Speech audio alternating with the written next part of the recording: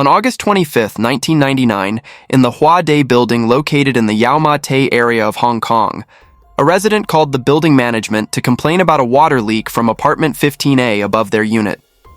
After verifying the information, the management contacted the apartment owner, Peng. Surprisingly, he claimed he did not live there. It wasn't until October 6th that Mansheng finally came to the management office to discuss the water leak issue. Strangely, the apartment owner said the unit had been vacant for so long that he couldn't find the keys.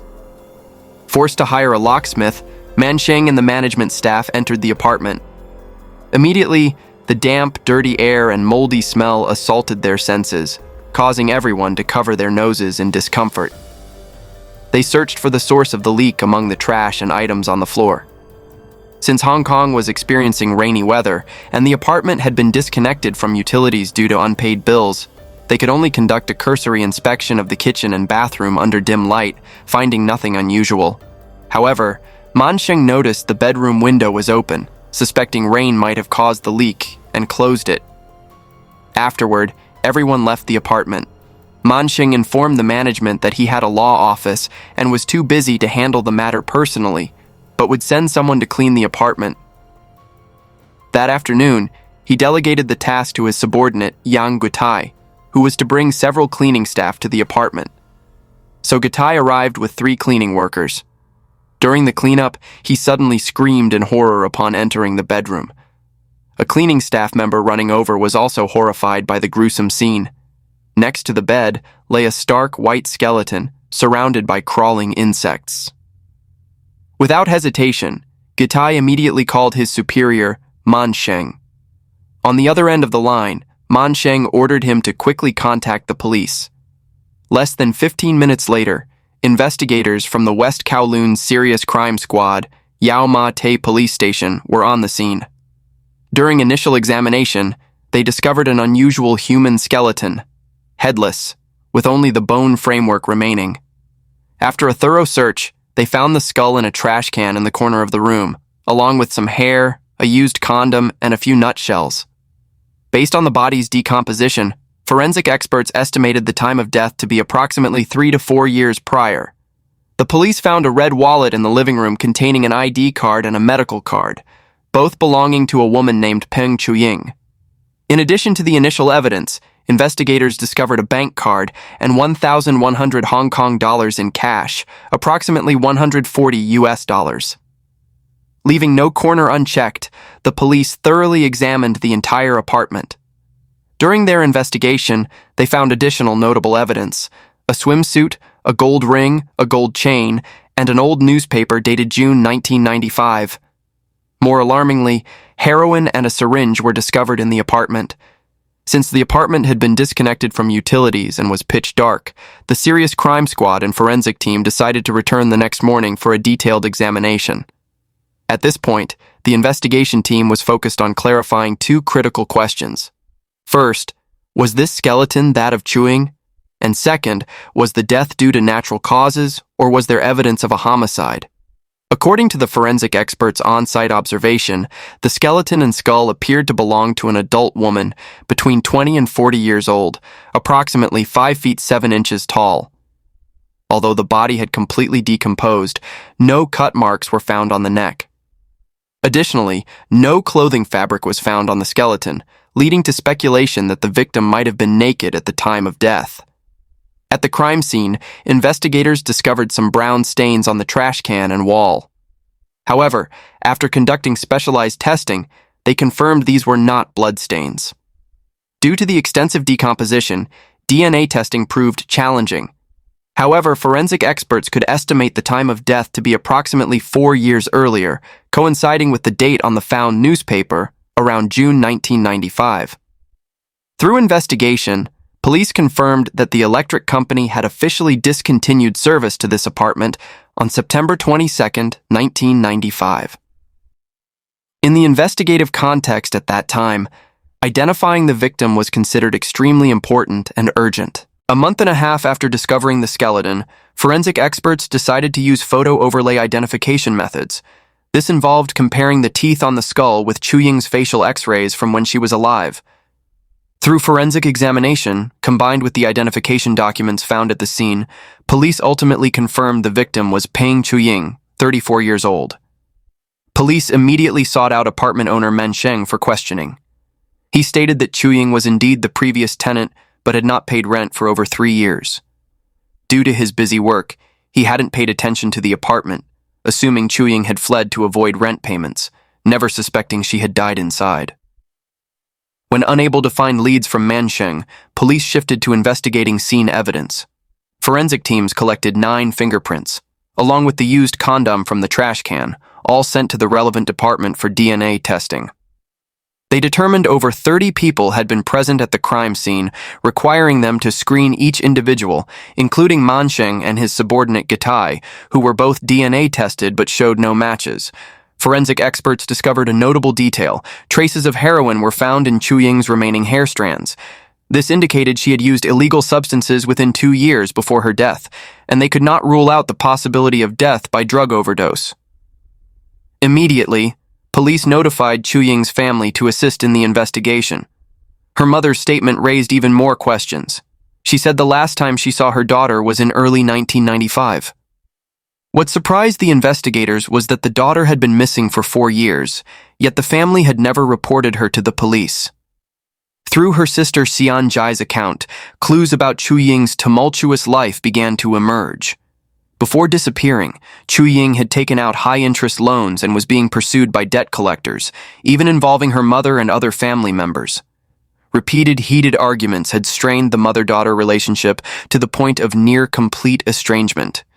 Xianji revealed that her last encounter with Chuying was in early March 1995, when Chuying was temporarily detained at the police station for a fight with her boyfriend.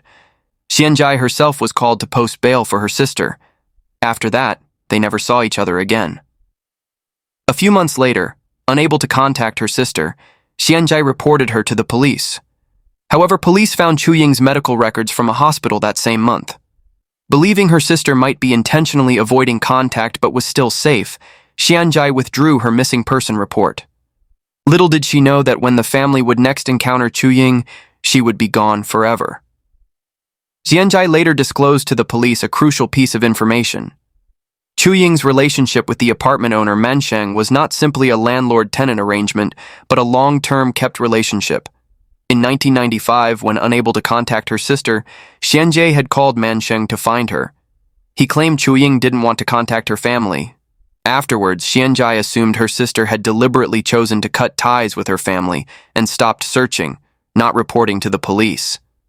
Could Chuying's death be connected to Peng? How could Peng not know about the death of his mistress in an apartment he provided for her over 3 to 4 years? Chuying was born on December 12, 1965 in Hong Kong, in a family that had experienced significant upheaval. Her parents divorced when she was young, and thereafter Chuying lived with her mother after her remarriage. The family later welcomed 2 more children, a brother and sister from her mother's new marriage. From her teenage years, Chuying stood out with her height of 5 feet 8 inches at just 16 years old. Always nurturing dreams of becoming a model, she persistently pursued her goal. After graduating high school, Chuying began working at a restaurant, diligently saving every penny to attend modeling training. Her efforts paid off when she was finally lucky enough to sign a contract with a modeling agency, officially stepping into her dream profession. At that time, modeling agencies frequently arranged for young girls to attend glamorous parties, creating opportunities to meet successful individuals in Hong Kong's elite circles. According to Xianji's account, this was how Chuying met lawyer Peng at a night party in 1983. At the time, Chuying was just 18 years old, while Peng was 43 and already married with children. Peng pursued Chuying, a young, beautiful woman with an alluring figure, with intense determination. With her youthful inexperience and limited romantic history, Chuying couldn't resist the charm of this successful, wealthy, and generous man. Gradually, they began secret rendezvous in hotels. This clandestine relationship couldn't be public, but Chuying had fallen completely in love. She only wished to be with Peng forever, even willing to abandon her modeling dream to become his full-time mistress. In 1986, Peng invested in opening a pet shop for Chuying and provided her with an apartment he owned to facilitate their meetings. Their relationship was always kept secret, intimate only in the small apartment or during overseas travels, never appearing together in public. Peng's extreme caution stemmed from his special status. Born in 1939 in Manchester, England, he was not an ordinary person. In modern terms, he was a child of a distinguished family, a person with a special social background and pedigree. Peng was the only son in his family and was pampered from childhood. He had 7 sisters, all exceptionally talented. In 1970, Peng graduated from Cambridge University, specializing in Eastern cultural studies. At 30, he further studied law and obtained a law degree. After returning to Hong Kong, he married and had 2 sons. In 1985, Peng opened his own law office. At the age of 40 to 50, he was at the peak of his career, frequently appearing at elite social gatherings. With his family background and overseas education, he had numerous connections and resources. For Chuying, during their most intimate moments, Peng had promised marriage. But when her mother and sister heard this, they considered it pure fantasy. Given Peng's background, not only was he already married, but even if he were to divorce, he could never marry someone from Chuying's family background. Therefore, her family repeatedly advised her to stay away from Peng, believing this was just a temporary affair. But Chuying remained oblivious.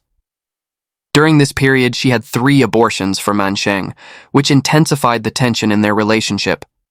When Peng demanded Chuying have an abortion, she finally realized she was just a tool to satisfy his desires. From then on, she lived in a state of anxiety and depression, requiring long-term medication. However, surrounding the investigation of Chuying's death, there seemed to be an invisible force interfering. Especially after the media reported the case, the affair involving this distinguished family attracted even more public attention. Everyone was waiting for the ultimate truth. But the events that followed would be even more complicated than the investigation itself. At the end of July 2000, the police announced the conclusion of the Chuying case. They suggested that Chuying's death could be due to drug abuse and concluded with an unspecified cause of death. They not only failed to disclose detailed information about the case, but also did not organize an inquest hearing. This caused public dissatisfaction because Hong Kong law has a clause called the Coroner's Ordinance, which clearly stipulates that if the cause of death is unclear, an inquest hearing must be conducted.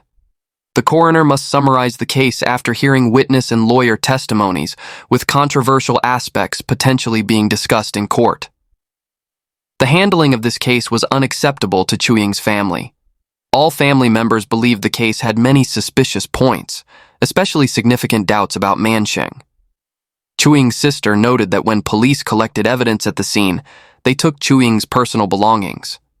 When returned to the family, they discovered some items were missing. This included the only photo of Chuying and Peng together, and Chuying's diary, which had clearly had pages torn out. Those diary pages had recorded Chuying's joys and pains in the relationship, and now they were gone. During the years of losing contact with Chuying, her sister Xianjie had called Peng asking for Chuying's address. Peng said Chuying didn't want them to know and told them to stop asking. Could this have been a deliberate attempt to hide the truth about Chuying's death? Another point that infuriated Chuying's family was one of the key pieces of evidence found in the trash can, a condom, which from beginning to end was never discussed regarding test results, and they didn't even know if it had been tested. In the years that followed, Chuying's sisters repeatedly went to the police station requesting a reinvestigation, but were always refused. They firmly believed all of this was due to the Peng family leveraging their power to obstruct justice. At the time, the newly appointed deputy police commander of West Kowloon and Peng's sister were close. He had proposed that the court not open an inquest into Chuying's death, and this proposal was accepted by the court. Chuying's family wrote letters hoping to have her death case reviewed but received no response. When the Peng family ran out of options, they heard about a female lawyer named Wang Jingjing. She was a lawyer with an excellent reputation who often provided free legal defense for the underprivileged. Chuying's family had consulted many lawyers, but none dared to take the case. They approached Jing with a let's-see attitude. Surprisingly, after carefully reviewing all documents, lawyer Jing agreed to defend Chuying. At the time, Jing contacted a legislative council member and wrote to the coroner's court requesting they reveal the truth about Chuying's death. Unexpectedly, the coroner's court simply responded briefly, "The case is closed and will not be tried." Not long after, Jing collected related legal statutes and evidence and wrote another report, but it was again rejected. On June 14, 2005, under Jing's arrangement, Chuying's family first went to the Legal Aid Bureau for support, then to the Wanchai Police Headquarters to report, presenting 4 key suspicions. First, Chuying was murdered. Second, someone illegally moved her body. Third, illegal burial. Fourth, destruction of evidence to obstruct justice. Next, Jing collaborated with a legislative council member to hold a press conference, revealing case-related documents to the media. The press conference caused a media sensation, quickly dominating the front pages of major Hong Kong media outlets. On June 23, 2005, the West Kowloon Serious Crime Squad finally announced they would reopen the investigation. In the following months, police first approached Gitai, the first person to discover Chuying's body, for questioning. They then shifted focus to investigating several men who had been involved with Chuying between 1988 and 1994, including Mansheng. Meanwhile, public discussion continued to simmer, creating significant pressure on the new Hong Kong Secretary of Justice. In November 2005, the Secretary of Justice personally submitted an application to the court requesting an inquest into Chuying's death. The application was quickly approved. On February 20, 2006, Chuying's case was officially brought to court. The court summoned a total of 49 witnesses. Chuying's mother was the first to take the stand, providing a comprehensive account of how Chuying and Mansheng went from acquaintances to lovers. According to her testimony, Mansheng regularly provided financial support to Chuying, even purchasing an apartment in Wanchai for her. They would meet several times a week and were very intimate. However, from 1991, Mansheng began to grow cold towards Chuying. She acknowledged that Chuying had indeed made some foolish decisions, but these were all attempts to maintain her relationship with Mansheng. In reality, Chuying's mother knew her daughter was terrified of death. Additionally, she denied Chuying had a habit of drug abuse, saying she only occasionally used a small amount of sleeping medication to help her sleep. Chuying's mother also mentioned the sibling relationship between the chief secretary and Mansheng, pointing out that the Fang family's legal representative had threatened the Peng family, and the Fangs had exploited their power to obstruct justice. After the Peng family testified, the key witness Mansheng had still not appeared. That evening, news came that Mansheng's mother had suddenly fallen ill with heart problems, causing Mansheng to postpone his court appearance. On March 3rd, Mansheng testified for the first time. He acknowledged his romantic relationship with Chuying, saying they had shared a happy period together. However, he claimed he ultimately chose to end the relationship because Chuying was addicted to drugs and gambling. Mansheng recounted an incident where Chuying demanded 300,000 Hong Kong dollars to pay gambling debts, but he later discovered she only owed $50,000. What disappointed Mansheng was not just her lies, but her multiple instances of infidelity during their relationship. On one occasion, he went to the Wanchai apartment to find Chuying and discovered her intimately involved with another man upon opening the door. According to Mansheng, Chuying also had a Canadian boyfriend with whom they had discussed marriage. The court summoned 4 of Chuying's ex-boyfriends. They all provided detailed accounts of their relationships with her. In their testimonies, they all mentioned Chuying's tendency to be unfaithful, accumulate debt, and experience depression. One man even claimed that Chuying had purchased multiple dogs from him, but what confused him was that every time he brought dogs over, she would dress provocatively, sometimes even completely undressing to seduce him, with a glazed look in her eyes suggesting drug use. Upon hearing this, Chuying's sister suddenly lost emotional control and ran out of the courtroom. The Peng family suggested these men had been found by Mansheng to defame Chuying. Lawyer Jing then began questioning the four ex-boyfriends, asking seemingly simple yet critical questions. For instance, she asked if they knew Chuying's birthday or the location of her refrigerator. None of them could answer these basic questions. This raised suspicions that their detailed recollections might have been prepared in advance. The senior prosecutor from the Department of Justice then consecutively questioned Mansheng in court. Why, as the owner, did he not have keys to the apartment? How could he not find it suspicious that Chuying hadn't paid rent for 3 years? On the day before the body was discovered, Mansheng had clearly entered the apartment.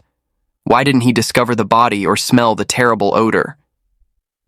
Regarding the diary pages that were torn out, could Mansheng have removed them to hide his relationship with the victim? To these questions, Mansheng provided successive explanations. About not having keys, he said Chuying had changed the locks after moving in. Regarding rent, Mansheng admitted he had promised Chuying free, indefinite occupancy. Moreover, Mansheng claimed Chuying had mentioned planning to marry her Canadian boyfriend, so he assumed she had already left Hong Kong. Regarding not immediately discovering the body, Mansheng explained he entered the apartment at 6 p.m., and with a storm raging outside and the electricity cut off, he couldn't clearly see the room's condition. He also said he was not particularly sensitive to odors. Finally, about Chuying's diary, Mansheng denied tearing out the pages. He argued that if he truly wanted to destroy evidence, wouldn't it be more convenient to simply take the entire diary?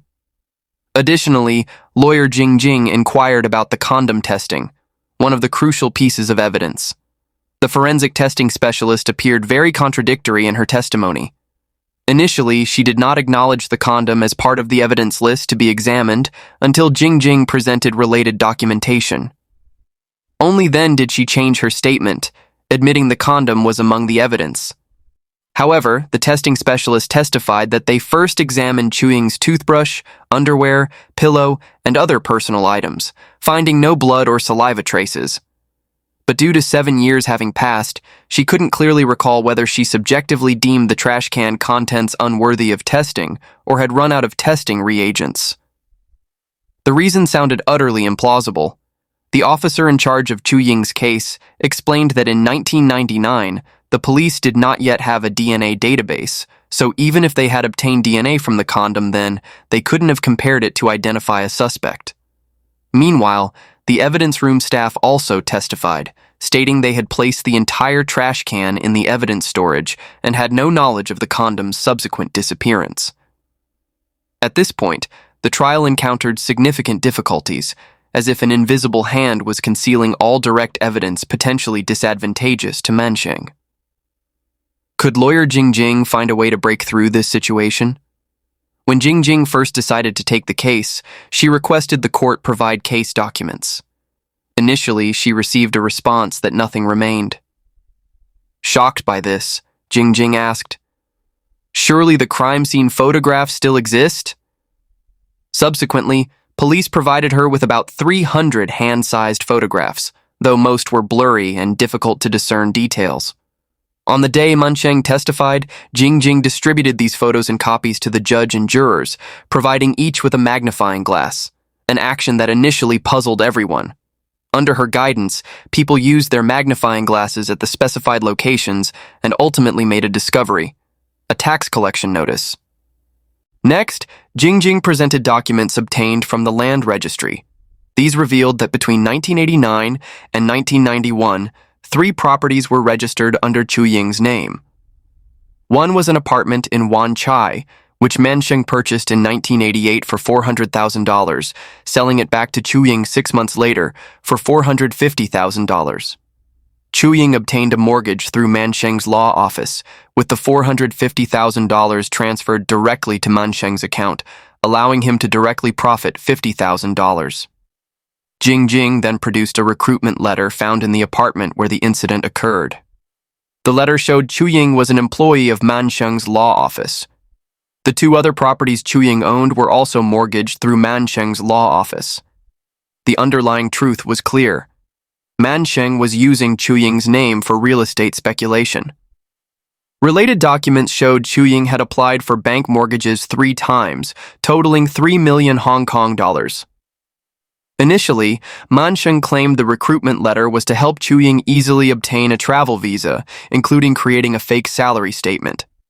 However, under Jing's persistent questioning, Mansheng eventually admitted to exploiting Chuying. However, according to Mansheng, the real estate transactions Chuying helped him with did not exceed 10 deals, and he had always paid her corresponding compensation. Mansheng seemed to be trying to justify himself again, but Jing believed the truth was different. Jing continued presenting evidence in court, attempting to prove a specific conclusion. First, electricity and water bills for the apartment showed unusually high costs in 1995. Jing suspected someone had intentionally adjusted the room temperature to prevent the body from decomposing.